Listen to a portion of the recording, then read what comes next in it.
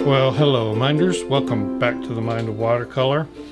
And what I wanted to do today is just a survey. It's something I wanted to do for myself, a survey of all the graphite that I have. I've got so much that I've been collecting to try different things, and I just wanted to swatch it out, compare, and mainly compare the water-soluble graphite that I have. So I'm going to do that, and I'm going to give you my thoughts on that, particularly the water-soluble graphite. And then at the end, I'm going to pick something, I'm not sure what yet, and do a little demo. So here's the products that I will be looking at. This is the Caran d'Ache Technolo pencil. It is a water-soluble graphite. Now this is all I could find. The HB, a B, and a 3B is their range. That's pretty tight. I've heard though that or I saw that they added a 6B. And Caran d'Ache just makes a really high quality pencil. One of the things you can tell is how well it holds a point, and the centering of the leads is always really well done. So I'm going to be swatching that out and comparing that to these. These were the first and probably the most used wash pencils that I have. This is actually a 3 pencil range, but you have 2 of each. So the range widens out.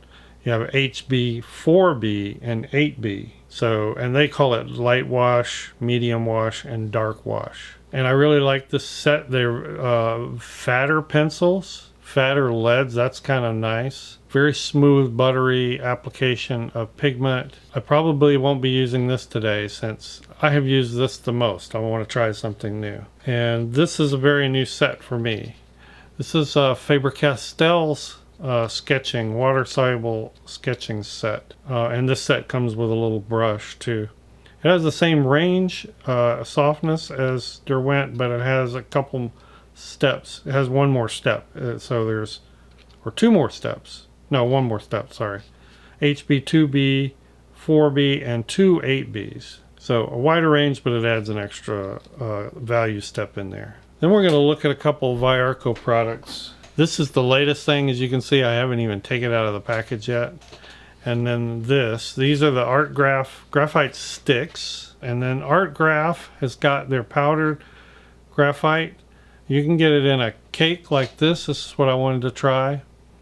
They also make a loose powder graphite. I don't have that, and I won't be showing that. But it's similar. The loose graphite just allows you some other techniques. But these are both, by the way, water soluble. Now I'm going to be comparing the water soluble graphite to regular graphite, mainly just in value. I recently bought this Mitsubishi High Uni art set. This is the widest range, value range I have ever seen. If there is another one out there, I don't know of it. But this has 22 degrees of value, which I just wanted to own this set just for that. So this is 22 pencils going from 10H all the way down to 10B. Now if you're not familiar with the hardness ratings, H in the H range stands for hardness, B in the B range stands for blackness. Farther up here you get, the lighter the pencil, the harder it is. The more down here you get, the softer and darker it is.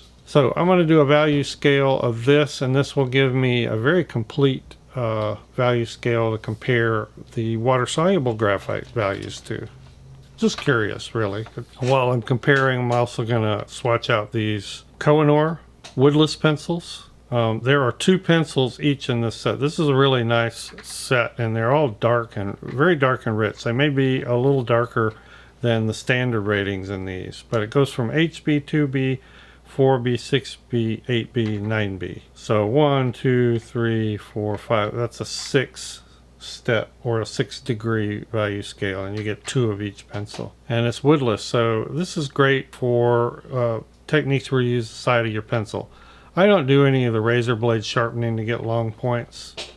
No problem with that. I understand why sketch artists do that, but if I need the side of my pencil, I'll use something like this or extend the lead in a lead holder. But I'm going to pop this onto my swatch chart too, just so I'll have it there in case there's any comparisons to be made. And finally, I'm also going to pop this onto the chart, some swatches of this. This is the Faber-Castell 9000 pencil set. A smaller range than the Mitsubishi High Uni set. Goes from 2H down to 8B, almost as dark, but only goes up to 2H. These are really high quality pencils. I've used these a little bit, very much like the quality of the Caran d'Ache. High quality wood, high quality leads, and centered leads. Graphite's great. You can see here me swatching out the Mitsubishi High Uni set. And this will give me a benchmark for the values in the water-soluble graphite. All right, here's what I've done. Here's all the swatches. All the water-soluble is in the center. I haven't done the art graph stuff yet, but I'll add that to the bottom. Here's the High Uni set of standard graphite. This is the 22-step pencil set of regular graphite, not water-soluble. I also threw in my Kohinoor woodless up here and the Faber-Castell 9000 set over here. Again, I'm not going to get into standard graphite. I just wanted these for reference. There were some interesting differences, though, in the water-soluble graphite.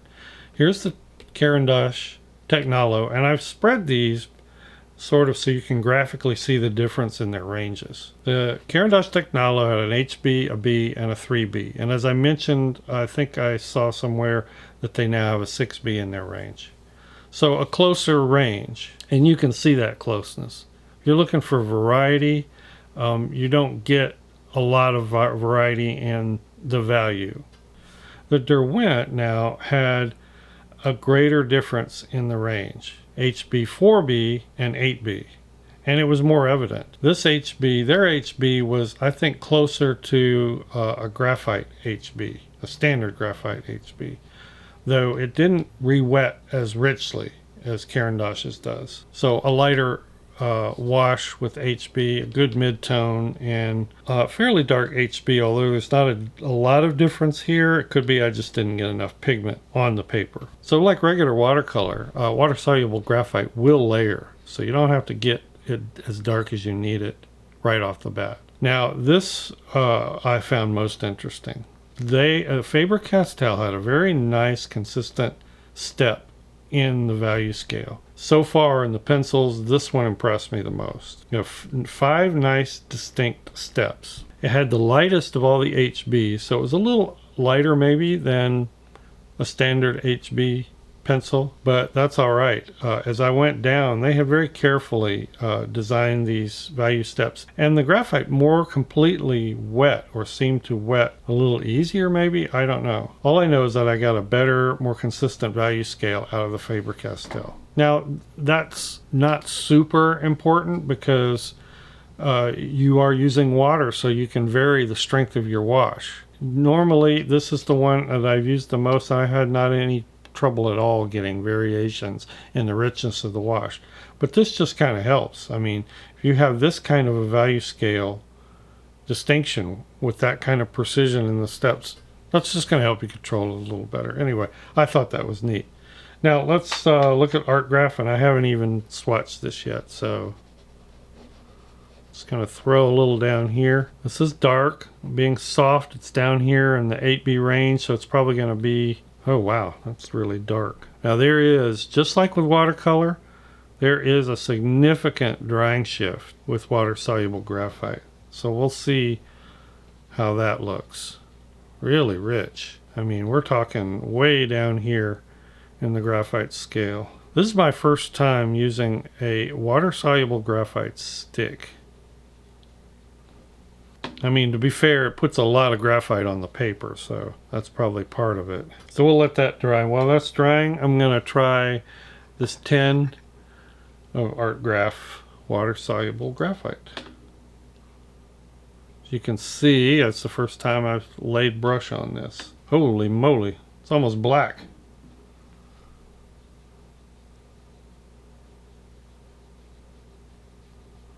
Very rich. But you're picking it up and you're applying it differently, so this I can see would be great if you're wanting to lay in a wash that did not have any visible pencil strokes. Alright, we'll let those dry. Alright, so it's dry now, and the stick and the 10 from Art Graph are definitely the darkest on here. Probably closest to Faber-Castell's 8B. Anyway, that's the swatching. So I just want to do a little bit of a demo And I got to decide what I'm going to do first. And one of the things I wanted to do is try some techniques combining water-soluble graphite with regular graphite. In other words, doing a drawing and then adding this, because there are times when I want to do a drawing and I want some of the pencil strokes to remain, to be more seen. When you do drawing only with this, more of it disappears. All right, well, I'm going to start by penciling this in blue just to get my construction right and everything measured and correctly drawn. Actually, this is going to be more of a finished piece. I mean, it's in my sketchbook. I'm doing this in my B watercolor sketchbook. And I really have been itching to do a finished drawing, or drawing to a high degree of finish. So that's what I'm doing. I've just really been wanting to do that. But normally I would do this on separate paper if this were going to be like a finished framed thing, because some of this blue will show through in the final. But, you know, hey, it is a sketchbook sketch, and in a way it's a study, because I would like to do a watercolor of this. So I'm just going to leave the blue mostly and refine my drawing right on the final piece here. But I love blue for doing that. It's a great way to get all your measurements and your lines, or at least of the best suggestion of them, get them nice and worked out. And the first thing I'm going to do is shade this whole thing in a 4H pencil. That's a 4H pencil. This is standard graphite. I'm not using water soluble. In fact, I won't use any water soluble until the end. And I really like doing vertical strokes. It's a style that I sort of developed for myself back as an illustrator, and I'll say more about that later, but I just think it's an interesting look. And I want to do this whole piece in vertical strokes. So it's not going to be a really controlled, smooth shading. I want it to be sort of a pencil texture to it, but I'm doing it in 4H just to map out the values. The blue was to give me my basic structure, work out the measurements, get all the proportions correct. Now this 4H is helping me map the values. And when I add darker pencil, when I start adding darker pencil, I will start refining and reducing the amount of detail. So that's what I'm doing here. And I've got it mostly shaded. Now here's another look at the original photo. Now I'm going my first layer deeper in value. This is an HB lead. And I'm going to start working those lowest, darkest areas first. Decide where I want my contrast to be. HBs get fairly dark. I will go one shade darker or a pencil darker after this, but that's coming up. This is, as I said, a style I developed as sort of an illustration style, but I really love it. It's just something I really enjoy doing. You can actually make this style look like pen and ink. So what I would do is I would shade the whole thing like you saw with light pencil. Then I would come in with darker pencils and do a more defined line. In this case, it's like vertical hatching. And then you would scan that and you would adjust the contrast so it ended up looking like pen and ink. But you get a subtlety that's hard to get with pen and ink. So that's just an aside. I love doing it just as a art piece. This horse on the right here, on our right, I want to drop the detail down to almost linear. You're going to see a column of contrast go through the center from where the driver is down through that horse on our left. And I want the elements to the outer edges, the wheel in the back of the carriage and the horse on our right, to be less detailed, to have less shading. And all the contrast I want to sort of center just around that driver and just under that driver. So as I work on this, you'll see that developing. And I'm shading that back part of the carriage a little more loosely and bringing in like the kneaded eraser there to recover some highlights. and then back to vertical hatching again. It's a very enjoyable process for me.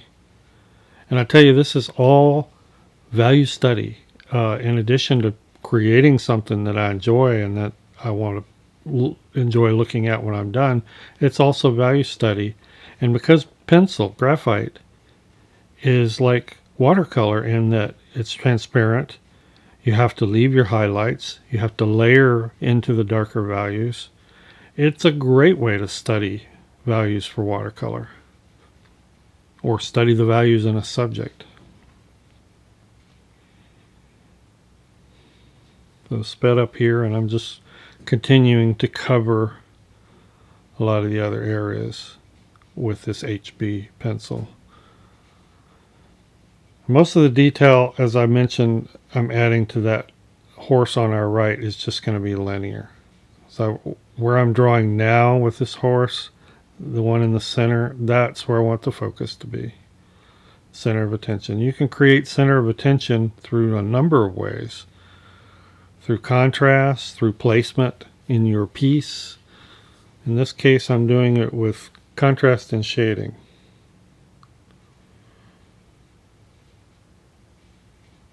And you can see where I'm just hinting sort of at the shading in that back wheel. Now we're going to go darker, and this is a 4B. This is as dark as I will go. And hold on, because the water-soluble graphite is coming. This is all still standard graphite.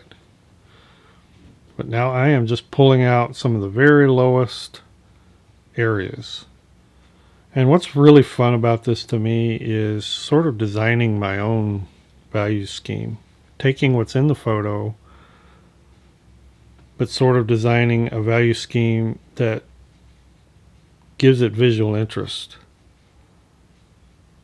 And more punch in places and less punch in others. I just think that's really neat, and I love the vertical pencil texture. So it's just a very enjoyable process.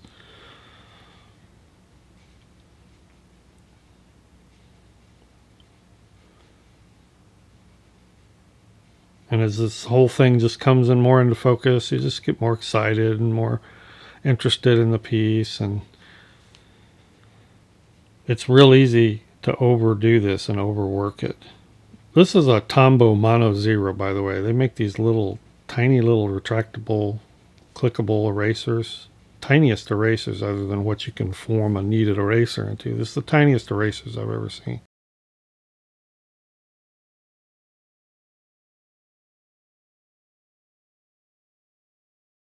Okay, back to the HB for the shadows on the ground. I wanted them to stay fairly light. So this is the only place I'm using horizontal or more horizontal lines, because it just works better on that plane. But it is still linear, because I want to keep that linear texture. Now we're getting into the water-soluble graphite. This is the Faber-Castell 2B. And it's dark enough. I don't really need to go with one of the darker ones. This carriage and driver had sort of this foliage right behind his head. And it added nice contrast. You can see it here in the photo. It added nice contrast to him, so I wanted some of that in this. So what I'm going to do is just not really foliage, just sort of a little cloud of these vertical lines. And this is water-soluble graphite, so I'll be able to tone this with water.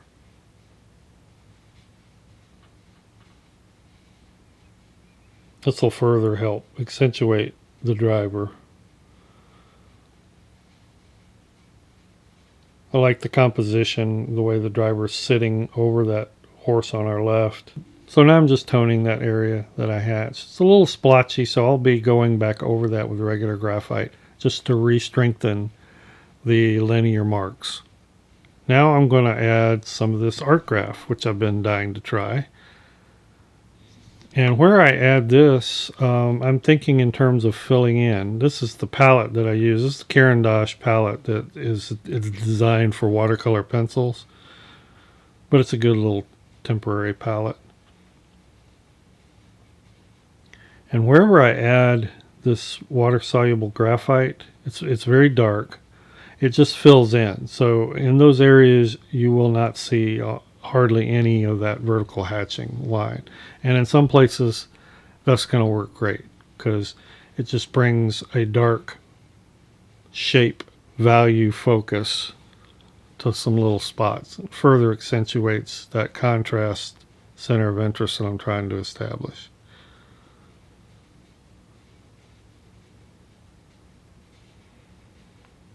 And then as you get further out from that center of detail, you get more of the line texture.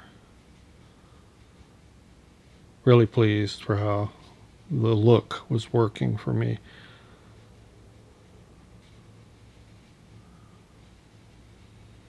And I love that art graph. I really do. I really got to do some more of these. They're fun. I like the monochromatic graphite look, and they just make great study for future pieces. I mean, really, all the work, half the work, 3/4 of the work, something, is done for a painting. All I need to do is transfer this drawing onto watercolor paper and do a painting. Now here I'm re-strengthening those hatch marks with standard graphite and this HB lead right over that toned area. It just gives me a more consistent, less sort of splotchy, streaky look.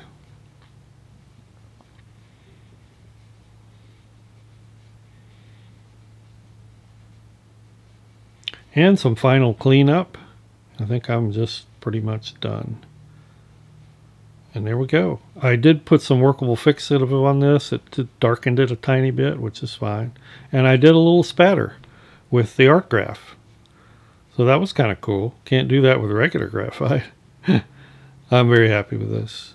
And I look forward at some point to doing a painting of this. Thanks everyone for watching. Thanks so much, patrons, for your support in making this content possible. We will see everybody in the next video. Bye-bye.